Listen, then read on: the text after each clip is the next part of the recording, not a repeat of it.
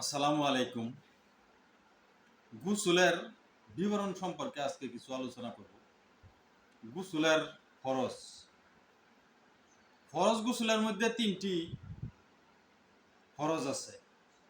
উত্তম রূপে কুলি করে অথবা মুখের ভিতরটা ভালো করে ধোয়া, নাকের ভিতরটা উত্তম রূপে ধোয়া, সম্পূর্ণ শরীর উত্তম রূপে ধোয়া ফরজ গোসলের সুন্নত পদ্ধতি। সর্বপ্রথম অন্তরে গোসলের নিয়ত করা, বিসমিল্লাহ বলে দুই হাত কবজি পর্যন্ত তিনবার ধুয়ে নেবে। অতঃপর শরীরের কোনো স্থানে নাপাকি লেগে থাকলে বাম হাত ধারা তিনবার ভালো করে ধুয়ে পরিষ্কার করে নেবে। অতঃপর প্রয়োজন হোক বা না হোক, পেশাব পায়খানা করে অথবা শুধু পেশাব করে মূলমূত্র এবং মল ধারা ভালো করে পরিষ্কার করে ধুয়ে নেবে। অতঃপর মেসওয়াক করা সহ সুন্নত তরিকায় সম্পূর্ণ অজু করে নেবে। তবে গোসলের স্থানে যদি পানি জমে থাকে তাহলে গোসলের শেষে পা দিয়ে নতুন করে পা ধুয়ে নতুন অজু করার সময় পা ধুয়ে নেবেন। অতঃপর প্রথম মাথা, অতঃপর ডান কাঁধে, অতঃপর বাম কাঁধে এতটা পানি ঢালবে যাতে পানি পা পর্যন্ত পৌঁছে যায় এবং হাত দিয়ে সম্পূর্ণ শরীর রগড়ে থাকবে। একবার হলো ওইভাবে, অর্থাৎ প্রথমে মাথায়, অতঃপর ডান কাঁধে, তারপর বাম কাঁধে তিনবার মাথা থেকে পা পর্যন্ত পানি বইয়ে দেবে। শরীরের যে অংশগুলো শুকনো থাকবে, যাবার সম্ভাবনা আছে, সেগুলো হাত দিয়ে রগড়ে রগড়ে খুব ভালো করে পানি পৌঁছাবে। পুরো শরীরের মধ্যে একটি পশম অথবা বিন্দু পরিমাণ অংশ যদি শুকনো থেকে যায় তাহলে ফরজ গোসল শুদ্ধ হবে না। কেমন স্থানে গোসল করা দরকার? পুরুষদের নাভি থেকে হাঁটুর নিচ পর্যন্ত অংশ সতর, অর্থাৎ নিজ স্ত্রীর ছাড়া অন্য কোনো ব্যক্তির সম্মুখে শরীরের এই অংশ অনবৃত করা মোটেই জায়েজ নয়। মহিলাদের সম্পূর্ণ শরীর সতর,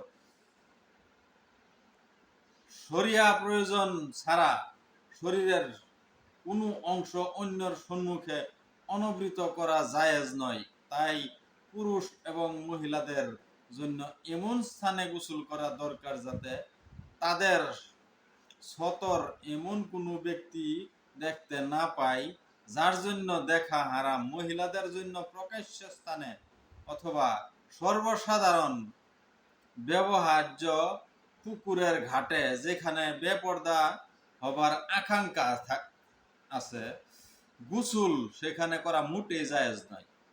পুরুষদের জন্য নাভি থেকে হাঁটুর নিচ পর্যন্ত অংশ ঢেকে রেখে ঘাটে বা প্রকাশ্য স্থানে গোসল করা জায়েজ। তবে হাদিস শরীফে আছে নির্জন স্থানে গোসল করা আদেশ আছে।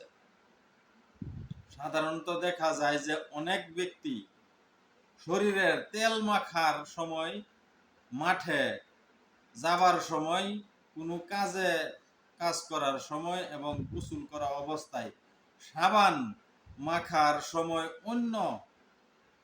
অন্যর সম্মুখে হাঁটুর উপর করে কাপড় তুলে ওই সমস্ত কাজ করে থাকে। এমন করে মোটেই জায়েজ না, সম্পূর্ণ হারাম। ওইভাবে গোসল করা অবস্থায় লুঙ্গি ভিজে যাবার কারণে নাভির অনেক নিচে নেমে আছে, যেই কারণে নাভির নিচের অনেকটা অংশ খোলা যায়, সম্মুখের যা খুলে রাখা মোটেই জায়েজ নয়। তাই ওই ব্যাপারে সাবধান হওয়া একান্ত জরুরি। যদি কোনো মহিলার মাথার চুল গোসল করার সময় বাধা থাকে তাহলে ফরজ গোসল করার জন্য চুল খুলে ধোয়া জরুরি নয়, শুধু প্রত্যেক চুলের গোড়ায় পানি পৌঁছে দিলেই হলো, কিন্তু গোসল করার সময় যদি চুল খোলা থাকে তাহলে সমস্ত চুল পুরা সমেত ধোয়া অংশ আবশ্যক। একটা চুল বা একটা চুলের গুড়া শুকনো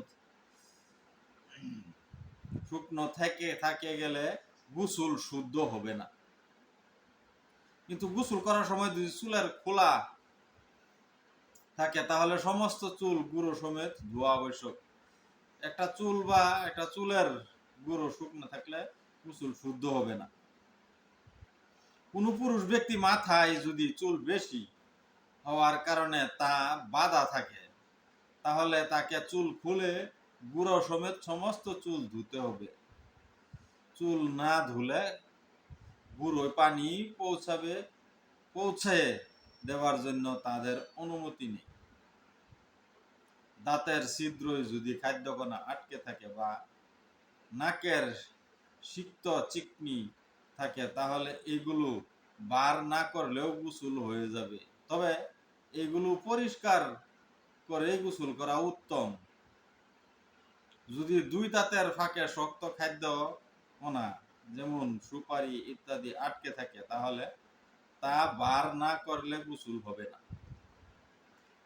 যদি নাকের চিকনি শুকিয়ে বসে গিয়ে থাকে বা নাকের ভিতর আটকে শুকিয়ে গিয়ে থাকে অথবা শরীরের কোনো অংশে এমন কোনো বস্তু লেগে থাকে যা চামড়া পর্যন্ত পানি পৌঁছাতে দেয় না তাহলে এগুলো পরিষ্কার করেই গোসল করতে হবে, নতুবা গোসল হবে না। যে বাঁধানো দাঁত স্থায়ীভাবে লাগানো থাকে এবং সহজে খোলা ও লাগানো যায় না, অজু ও গোসলের সময় তা খুলতে হবে না। যে দাঁত এমন ভাবে লাগানো থাকে যে ইচ্ছামতো সহজেই খোলা ও লাগানো যায়, অজু ও গোসলের ক্ষেত্রে তা মুখ থেকে বার করে কুলি করতে হবে, নতুবা অজুর ক্ষেত্রে কুলি সুন্নত এবং গোসলের ক্ষেত্রে কুলির ফরজ আদায় হবে না। উলঙ্গ হয়ে গোসল করা, যেখানেই গোসল করা হোক বা না হোক কেন সতর ঢেকে গোসল করাই উত্তম। তবে যদি এমন স্থানে গোসল করা হয় যেখানে বেপর্দা হবার কোনো আকাঙ্ক্ষা নাই সেখানে উলঙ্গ হয়ে গোসল করাও জায়েজ। উলঙ্গ হয়ে গোসল করা অবশ্যই কেবলামুখী হওয়া ঠিক নয়। সতর ঢেকে গোসল করলে কেবলামুখী হওয়া জায়েজ। দাঁড়িয়ে গোসল করা থেকে বসে গোসল করা উত্তম। গোসল করার সময় যদি শরীরে কোনো কাপড় না থাকে তাহলে দোয়া, কলমা, দুরুদ ইত্যাদি কোনো কিছুই পড়া জায়েজ নয়। গোসল করার সময় কুলি করতে ভুলে গেলে, গোসল করার সময় কুলি করতে যদি বা নাকে পানি দিতে ভুলে যায় তাহলে পরে কুলি করে নিলে এবং নাকে পানি দিলে গোসল শুদ্ধ হয়ে যাবে। ওইভাবে গোসল করার পর যদি দেখা যায় যে শরীরের কোনো অংশ শুকনো রয়ে গেছে তাহলে সেই অংশ ধুয়ে নিলেই গোসল শুদ্ধ হয়ে যাবে। গোসলের পুনরাবৃত্তির প্রয়োজন নাই। গোসল করার সময় গড়গড়া করা গোসলের মধ্যে এমন ভাবে কুলি করা যেতে সম্পূর্ণ মুখের ভিতর পানি পৌঁছে যায় ফরজ। গড়গড় করা ফরজ নয়। রোজা অবস্থায় না থাকলে গড়গড় করা সুন্নত। রোজা অবস্থায় গড়গড় করা ঠিক নয়। গোসল ফরজ হবার কারণ সমূহ। 4 কারণে গোসল ফরজ হয়। যে কোনো উপায় শরীর হতে উত্তেজনার সঙ্গে বীর্য বার হলে, স্বামী স্ত্রী উভয়ে লিঙ্গদয়ে খৎনা স্থান মিলিত হলে, বীর্য বের হোক বা না হোক, হায়েজ মাসিক ঋতুস্রাব বন্ধ হলে, নেফাস সন্তান জন্মের পর ঋতুস্রাব বন্ধ হলে, নাপাক ব্যক্তি পেশাব করে গোসল করেছে, গোসলের পর সে দেখেছে যে যৌনাঙ্গ দিয়ে মনি বা বীর্য বের হচ্ছে, যদি উত্তেজনার সাথে বার হয় তাহলে পুনরায় গোসল করতে হবে। বিনা উত্তেজনায় বার হলে গোসল করতে হবে না, কিন্তু অজু নষ্ট হয়ে যায়। সহবাসের পর মহিলা গোসল করলো, গোসলের পর তার জেনি থেকে স্বামীর বীর্য বের হলো, পুনরায় গোসল করতে হবে না। জনৈক ব্যক্তির ঘুম থেকে জাগ্রত হয়ে শরীরের বা কাপড় বীর্য লেগে থাকে দেখা গেলে, তাহলে তার স্বপ্নে দেখা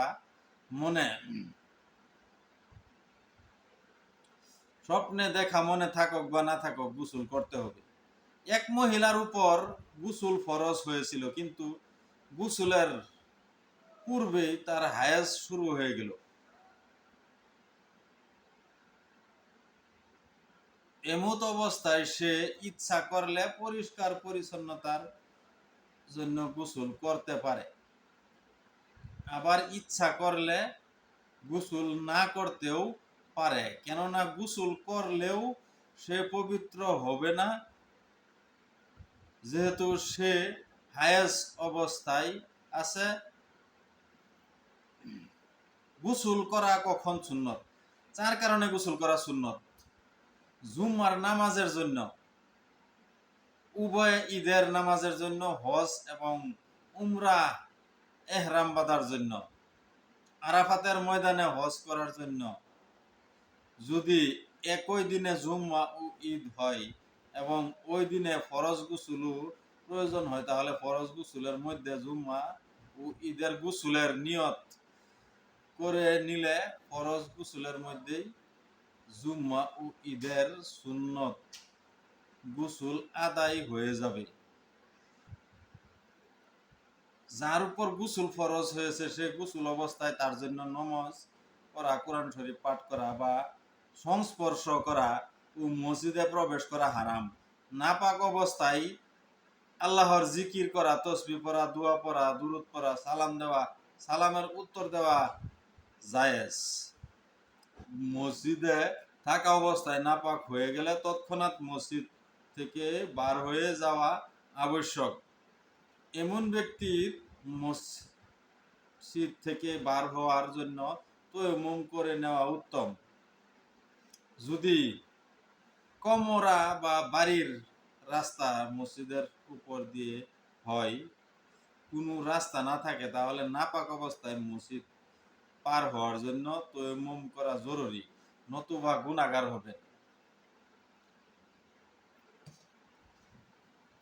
নাপাক অবস্থায় এবং বেওযু অবস্থায় কুরআন শরীফ স্পর্শ করা জায়েজ নয়। ওই অবস্থায় পরিধানকৃত কাপড়ের দ্বারা কুরআন শরীফ স্পর্শ করা যাবে না। যদি একান্তই প্রয়োজন হয়, তাহলে পরিধানকৃত নয় এমন কাপড়ের ধারা বা রুমালের ধারা যেতে পারে।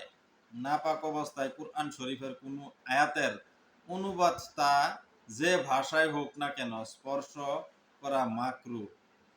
নাপাক অবস্থায় হাদিস, ফিকহ ইত্যাদি ধর্মীয় কিতাবে হাত না দেওয়াই উত্তম। যে কোনো কিতাবে যেখানে কুরআন শরীফের কোনো আয়াত লেখা আছে সেই জায়গায় হাত দেওয়া মোটেই জায়েজ নয়। নাপাক অবস্থায় কুরআন শরীফের আয়াত টাইপ করা বা কম্পোজ করা মাকরুহ। নাপাক ব্যক্তি ঈদগাহ, জানাজা এবং মাদ্রাসায় যেতে পারে। নাপাক অবস্থায় মহিলারা বাচ্চাকে বুকের দুধ খাওয়াতে পারবে। নাপাক অবস্থায় পানাহার জায়েজ, তবে হাত ধুয়ে কুলি করে পানাহার করা উত্তম। নাপাক অবস্থায় আজান দেওয়া মাকরুহে তাহরিমি। এমন ব্যক্তি আজান দিলে তা দোহরাতে হবে। নাপাক ব্যক্তির এটোপাক। বেউজু ব্যক্তি কাঠি বা কলমের দ্বারা কুরআনের পাতা উল্টাতে পারবে। নাপাক অবস্থায় চুল, নখ ইত্যাদি কাটা মাকরুহে তানজিমি। নাপাক ব্যক্তি নাপাক অবস্থায় ঘুমাতে চাইলে যৌনাঙ্গ ধুয়ে অজু করে ঘুমানো সর্বোত্তম। অজু না করে তায়াম্মুম করেও ঘুমানো চলবে। যৌনাঙ্গ না ধুয়ে অজু এবং তায়াম্মুম না করেও ঘুমানো জায়েজ। যদি কোনো ব্যক্তি একবার সহবাস করার পর পুনরায় সহবাস করতে চায় তাহলে মাঝে গোসল করা সর্বোত্তম। গোসল করা সম্ভব না হলেও অজু করে নেওয়া উত্তম। আর যদি অজু করাও